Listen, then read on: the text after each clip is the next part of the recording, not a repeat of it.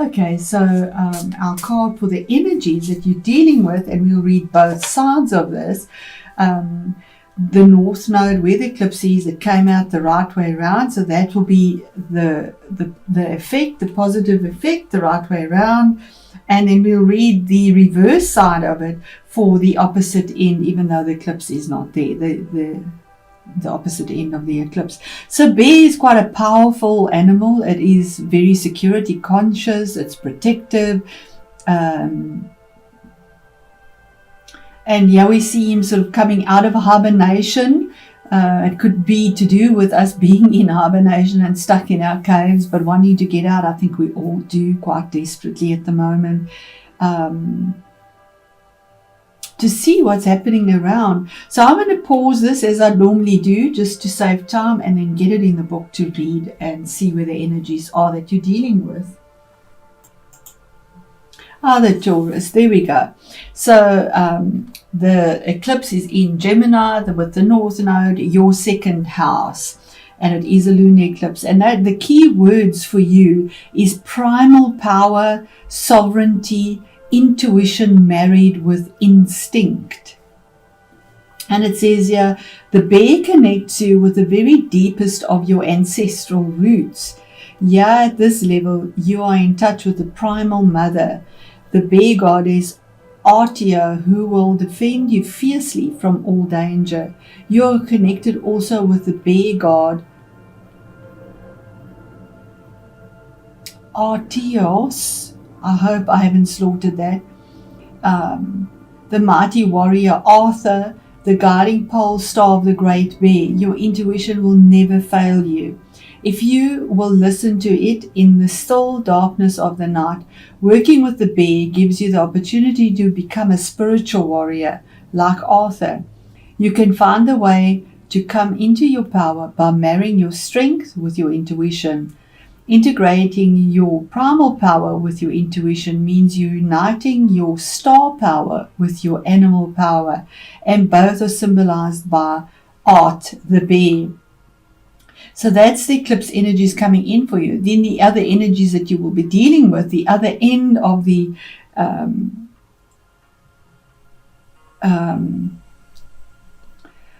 nodes, we have the North Node and the South Node, which is in Sagittarius, is the reverse meaning of this card. And this is a clear warning that you must not take, so this will be for the 8th house, because the right sideway is for the 2nd house.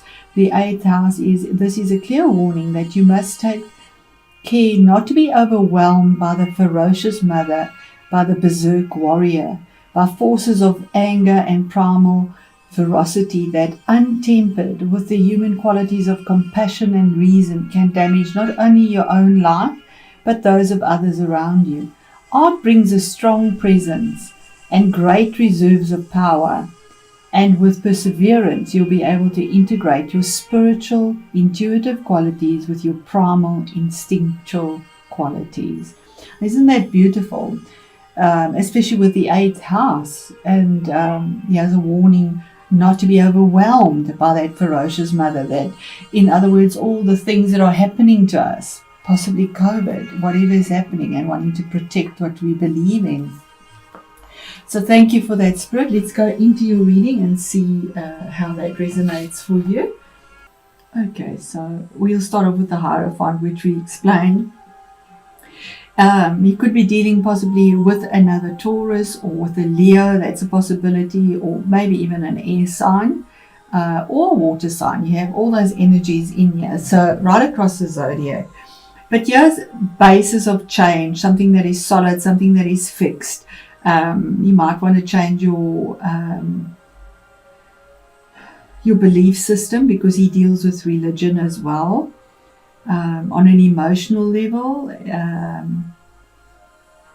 Then we move on to the King of Pentacles. Now this is the first half of the month, and from there it is the last half of the month of November.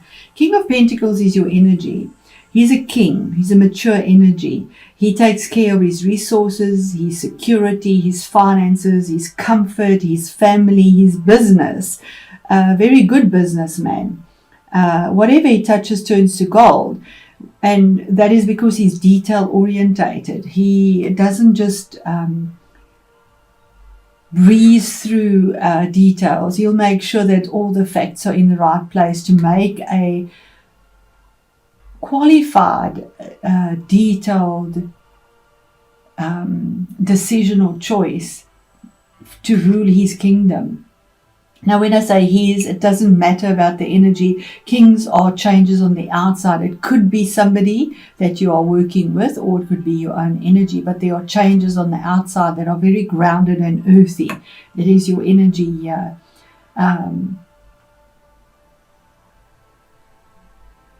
It could be about investment as well. That could be a possibility as well, because Pentacles is about finances. He's looking towards the future. He's got his scepter in his hand. He's made his decision and choice, and sitting there quite comfortably crossing his legs. He's done it. He's made his choice. He knows where he's going. And possibly by the new moon. And we do have a new moon. If I'm not mistaken, it'll be in Scorpio, November. Possibly there could be a change of something with finances or security, that you'll be dealing with, or investments. And here's the Knight of Swords. Now this again could be somebody or your own energy. If it is somebody younger, maybe in the late 20s, early 30s. Excuse me. Let me just have a drink of water here. Sorry for that. Okay, so the Knight of Swords, as I said, could be somebody between the late 20s, early 30s, somebody that has a goal and intention, that goes forward for something that they want clarity on. It could be about a contract. It could be about a new vision. There's a light on the sword and there's a falcon there. So there's some sort of focus on something. Normally we see this horse charging in, but in this deck he's standing ready to take the next step. So it is coming from a place of not chaos, which is normally the case with this knight. In this deck, he is standing ready to take the next step, but with clarity. He's not sort of going in with his sword in a chaotic manner, and you see the trees and everything all jagged. Yeah, it's actually quite peaceful and well thought out, and he's looking directly at that if we look at this deck here. So this could be your own clarity of mind for some goal, something that you have set up, and you have the clarity now, possibly a contract. It could be a new job, a new work, a new position, or new investment, or something that you're investing in, or a belief system. It could even be a relationship, because he's a priest.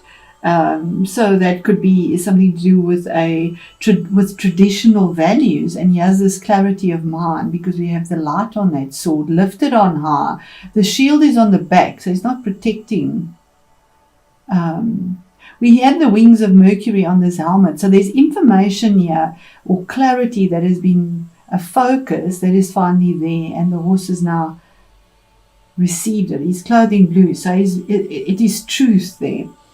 In the middle of the month, and what Spirit wants you to know is that the World card, now that's a 3, it's card 21 as well, the card number, but it's a 3. So there's growth and there's movement. There's a formation of something. This is about stepping over a threshold because something has closed. It's gone full circle. It's completed. That was very challenging. That possibly dealt with the past, but it's final, and you the victor. This is victory over something, and we see her here with her foot right over the threshold, and the other one is already lifted with the light beneath her, feeling elated. She's pushing forward. Her chest is pushed forward, pushing forward. With the wind in her hair, and there again we have this new moon again. I do believe that something significant comes through for you, Taurus, with the new moon, that there's victory over something that has been there for a long time. It is the last of the major arcanas, and it signifies victory with that laurel over something that has been difficult. It also signifies travel, but I doubt that that's very possible at the moment with the restrictions that we have. But those are the energies here, and this is a general reading. But this could be a travel of emotions where you have victory as well. Then we have what is hidden. What is hidden and what you're not aware of is that there's somebody that you could be dealing with, and this is another king, another mature energy that is very strategic, very diplomatic. It comes from the heart. It's water energy, emotional, and guided by Saturn. So Saturn is in Capricorn and has been there for the last 2 years.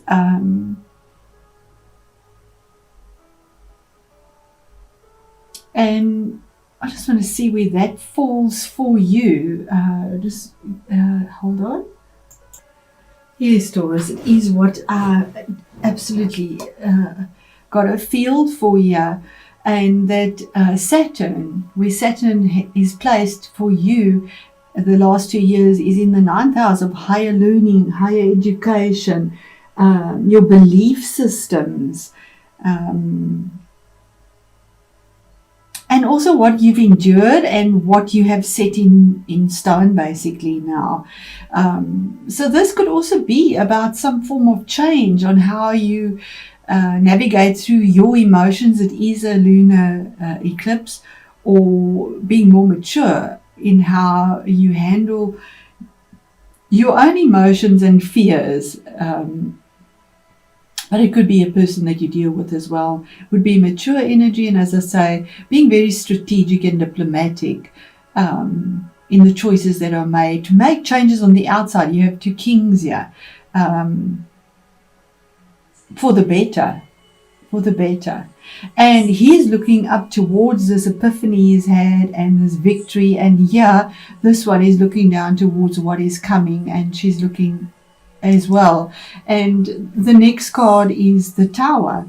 Now that's the challenge or the difficulty.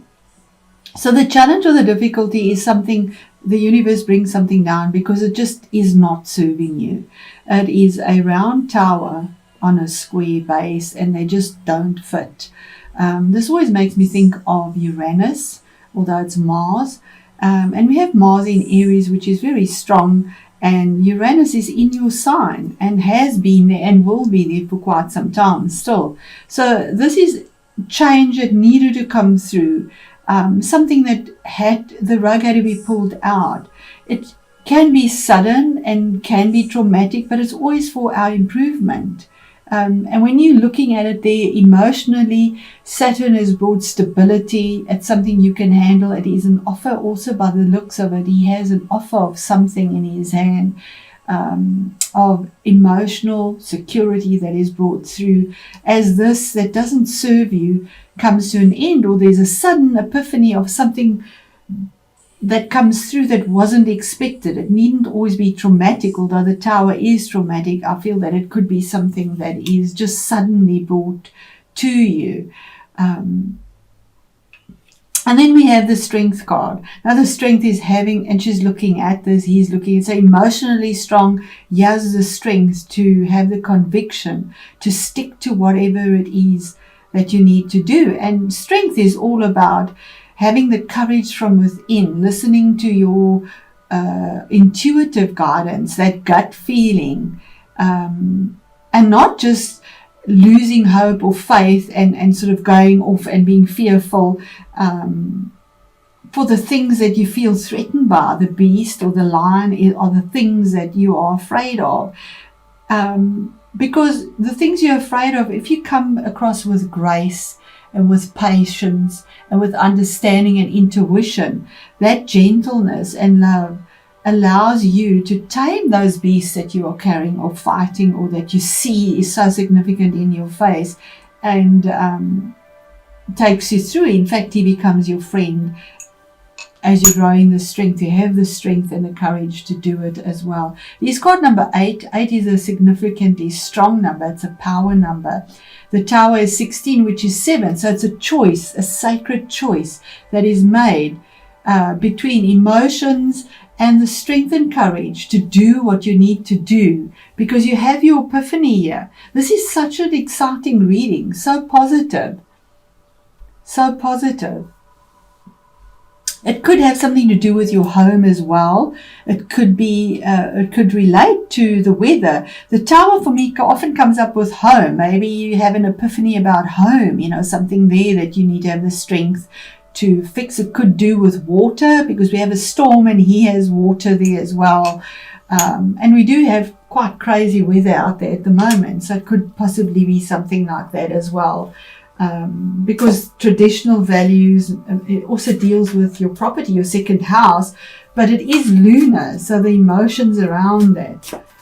So Spirit, what is the a further clarity please on the Hierophant for, there we go, information that is, it could be about a career or a new relationship, because it's fire, it's wands. The Princess of Wands is information that comes through that's very pleasant and warm, and it deals with fire, and fire reaches up all the time. There is no boundary.